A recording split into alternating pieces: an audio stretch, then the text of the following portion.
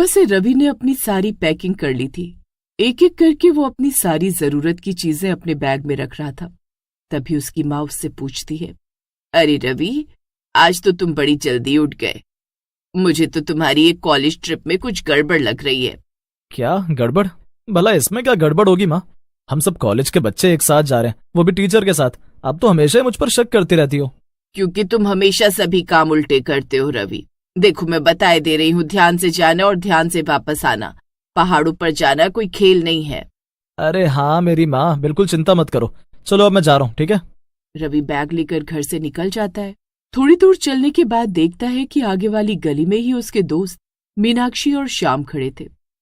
तीनों एक दूसरे को देखकर जोर से हंसते हैं। हम तीनों यहाँ पहुंच गए दोस्तों, यानी हम तीनों जा रहे हैं अपनी फेक कॉलेज ट्रिप पर। ये अरे मीनाक्षी, फेक का है? कॉलेज वाले भी तो ट्रिप पर जा ही रहे हैं, बस हम उनसे थोड़ा अलग जाएंगे और खुद की धमाकेदार ट्रिप करेंगे। हाँ, वैसे भी हम कोई छोटे बच्चे थोड़ी हैं जो ट्रिप पर ये प्रोफेसर लोग के पीछे पीछे घूमेंगे और रात को 8 बजते ही सो जाएंगे। अरे ट्रिप पर जाना है तो अच्छे से एंजॉय करेंगे, अपनी जिंदगी जिएंगे। तो चलो फिर दोस्तों, वरना हमारी बस छूट जाएगी। मीनाक्षी, रवि और श्याम ने अपने घर पर झूठ बोला था कि वो कॉलेज वालों के साथ ट्रिप पर जा रहे थे, जबकि सच तो कुछ और ही था। और उन्हें नहीं पता था कि उनकी ये गलती उनके लिए कितनी भयानक साबित होने वाली थी। तीनों ने फैसला किया था कि वो उत्तराखंड के कंडोली नाम के गांव जाएंगे। ये सुंदर गांव पहाड़ पर था। रवि ने पहले ही सब कुछ ऑनलाइन चेक कर लिया था। पूरे गांव में सिर्फ एक ही कॉटेज था जो अक्सर खाली रहता था। रवि ने कॉटेज के मालिक को फोन करके बुकिंग भी करा ली थी। देखो दोस्तों, पहाड़ दिखने लगे। तुम दोनों एक्साइटेड हो ना अपनी इस ट्रिप के लिए? मगर रवि श्याम और मीनाक्षी की बातों पर ध्यान नहीं दे रहा था। ऐसी वीरान पहाड़ की चोटियां उसने पहले कभी नहीं देखी थी। दूर दूर तक गांव दिखाई नहीं दे रहे थे। ये सब रवि को बड़ा अच्छा लग रहा था।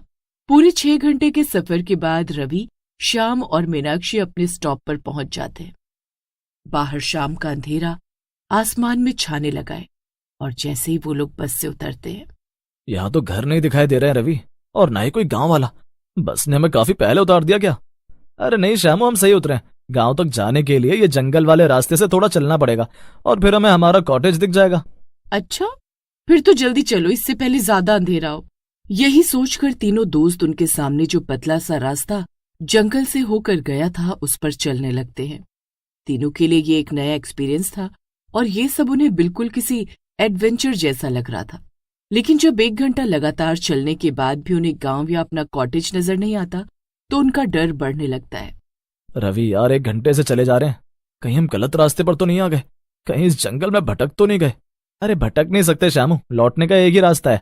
अगर लगेगा भटक रहे हैं तो वापस चलेंगे, मगर मुझे लगता है हम सही जा रहे हैं। थोड़ा और दूर चलने के बाद रवि, मीनाक्षी और श्यामू को एक बोर्ड दिखाई देता है। उस पर लिखा था माया कॉटेज, थोड़ी दूर पर।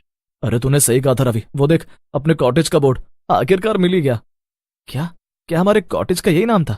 रुको अभी फोन में चेक कर लेता हूँ। रवि फोन खोलता है मगर उसमें बिल्कुल नेटवर्क नहीं था। तभी तेज बादल गरजते हैं और तीनों दोस्त सहम जाते हैं। यही नाम तो बताया था ना तुमने रवि? और देखो ये पहाड़ी इलाका है, कहीं बारिश शुरू हो गई और कुछ अनहोनी हो गई तो लेने के देने पड़ जाएंगे। चलो जल्दी वहां चलते हैं। रवि को मीनाक्षी की बात सही लगती है, क्योंकि अगर यहाँ कुछ होता तब उनके घर वालों को भी उनके बारे में कभी पता न चलता। यही सोचकर तीनों दोस्त उस कॉटेज की तरफ चल देते हैं। थोड़ा आगे चलते ही उन्हें एक छोटा सा कॉटेज दिखाई देता है जिसकी हालत कुछ खास अच्छी तो नहीं थी। और इस वक्त मीनाक्षी, रवि, श्यामू को कुछ ना होने से यही बेहतर लग रहा था। कमाल है, फोन की तस्वीरों में तो एकदम नया सा लग रहा था और ये यहाँ सामने से कितना भूतिया सा लग रहा है। एक ही दिन में जाने हम कितने एडवेंचर करेंगे। पहले तो ट्रैकिंग कर ली और अब ये भूतिया कॉटेज में स्टे। अरे श्यामू, शुभ शुभ बोलो ना। तीनों बातें कर ही रहे थे कि तभी कॉटेज का दरवाजा खुलता है और एक बूढ़ी औरत बाहर निकलती है। ये देखकर तीनों एकदम चुप हो जाते हैं। तीनों के पास आकर वो दबी आवाज में कहती है, तुम तीनों का कमरा तैयार है। बारिश शुरू हो इसके पहले अंदर आ जाओ। सारी जरूरत की चीजें कॉटेज में ही मिल। इतना कहकर औरत दोबारा अंदर चली जाती है।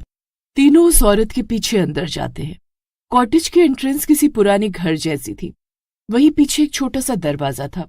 तीनों वहीं खड़े हो जाते हैं और उस औरत के दोबारा आने का इंतजार करने लगते हैं।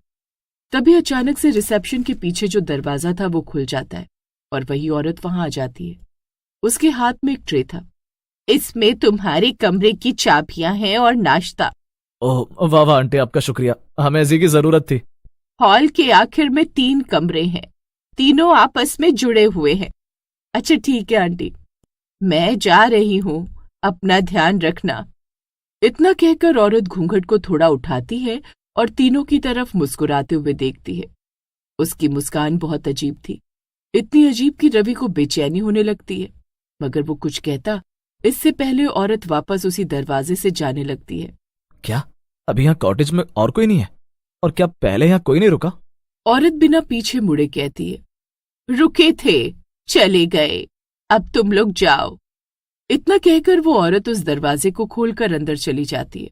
श्यामू, रवि, मीनाक्षी एक दूसरे की तरफ देखते हैं। उन्हें थोड़ा अजीब तो लगता है, मगर फिर भी वो अपने कमरों में चले जाते हैं। जब रवि फ्रेश होकर बाथरूम से निकलता है तो थोड़ी देर बाद रवि के दरवाजे पर कोई दस्तक देता है। अरे अब तो सोने का वक्त हो गया। रवि दरवाजा खोलता है तो बाहर मीनाक्षी और श्याम खड़े थे और मीनाक्षी कुछ डरी हुई सी लग रही थी। अरे क्या हुआ, तुम दोनों यहाँ? दोनों कमरे के अंदर जाते हैं और दरवाजा बंद कर देते हैं। मुझे यहाँ कुछ ठीक नहीं लग रहा रवि। जब मैं अपने कमरे में गई तो मुझे नींद आने लगी, इसलिए मैं सो गई। मगर फिर मैंने एक बहुत डरावना सपना देखा जिसमें हम इसी कॉटेज में थे। यही 3 कमरे थे, ये तुम्हारा कमरा, श्याम का कमरा और मेरा, लेकिन हम तीनों फांसी पर लटके हुए थे। हम मर चुके थे। क्या? चुप हो जाओ मीनाक्षी, ये सिर्फ एक सपना था। रवि, यही नहीं, जब मैं अपने कमरे में बैठा फोन पर माँ से बात कर रहा था तो मुझे वो ऐसा एहसास हुआ जैसे कोई मेरे कमरे में हो। मेरे बाथरूम में से किसी के गुनगुनाने की आवाजें आ रही थी, मगर जब मैंने चेक किया तो वहां कोई नहीं था।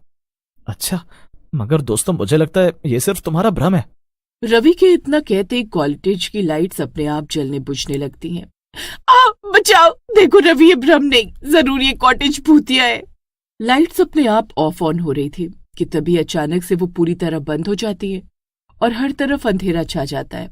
मैं लाइट्स का स्विच ऑन करके देखता हूँ। लेकिन जैसे ही श्याम लाइट्स के स्विच की तरफ बढ़ता है, अचानक से वो फिसल कर गिर जाता है और उसका सर सामने रखे शीशे वाली अलमारी से टकरा जाता है। ये कैसा शोर था श्याम, तुम ठीक तो? रवि अपने फोन की टॉर्च जलाता है और ये देखकर दंग रह जाता है कि अलमारी का शीशा टूट चुका था। श्याम उठो, श्याम तुम ठीक तो? वो किसी ने मुझे धक्का दिया रवि। क्या? मगर यहाँ तो हमारे सिवा कोई नहीं है श्याम। चलो मैं टॉर्च दिखाती हूँ और दरवाजा खोलती हूँ रवि। मीनाक्षी दरवाजे की तरफ बढ़ती, मगर तभी अचानक से दरवाजे के बाहर हॉल से पायल की आवाज आने लगती है। पूरे कॉटेज में ये आवाज जोर जोर से गूंज रही थी। रवि, ये क्या है? कौन होगा बाहर? मुझे नहीं पता मीनाक्षी, मगर हमें जाना होगा। तुम श्याम को पकड़ो, मैं आगे बढ़ता हूँ। वो टॉर्च हॉल में आगे की तरफ करता है, मगर वहां कोई नहीं था। जल्दी चलो मीनाक्षी, श्याम को लेकर बाहर की तरफ जाओ। मीनाक्षी ऐसा ही करती है। रवि की धड़कन तेज हो जाती है और वो जल्दी से आगे बढ़ता है। मीनाक्षी और श्याम कॉटेज के एंट्रेंस तक पहुंच गए थे। वो भी आगे बढ़ता है, लेकिन देखता है कि रिसेप्शन के पीछे वाला दरवाजा जहां वो बूढ़ी औरत गई थी वो खुला हुआ था और अंदर से रोशनी आ रही थी। चलो रवि, अब फिर हमें वापस ही आना होगा। तुम चलो मीनाक्षी, मैं अभी आया। रवि धीमे से वो दरवाजा खोलता है और सामने का नजारा देखकर चौंक जाता है। कमरा पूरा खाली था, मगर वहां जमीन पर कुछ मोमबत्तियां रखी हुई थी। आउट ऐसे गोल निशान बने हुए जिन्हें देखकर ऐसा लग रहा था कि जैसे वहां जादू टोना किया गया हो। रवि उल्टे पांव वहां से भागता है और बाहर निकलकर मीनाक्षी श्याम को भी कहता है, चलो जल्दी चलो, हम यहाँ दोबारा कभी नहीं लौटेंगे, इस गांव में भी नहीं। तीनों एक साथ दूसरी तरफ भागते हैं। थोड़ा आगे जाने पर उन्हें गांव के बने घर दिखाई देने लगते हैं। कुछ लोग श्याम की हालत देखकर उनकी मदद करते हैं। अगले दिन पता चलता है कि जिस कॉटेज में वो लोग रुके थे वैसा कोई कॉटेज तो है ही नहीं, बल्कि उनके कॉटेज का नाम माया नहीं, साया कॉटेज था, जो गांव के अंदर ही था। ये बात मीनाक्षी, श्याम और रवि को बुरी तरह डरा देती है और वो अपनी ये कॉलेज ट्रिप कभी नहीं भूलते।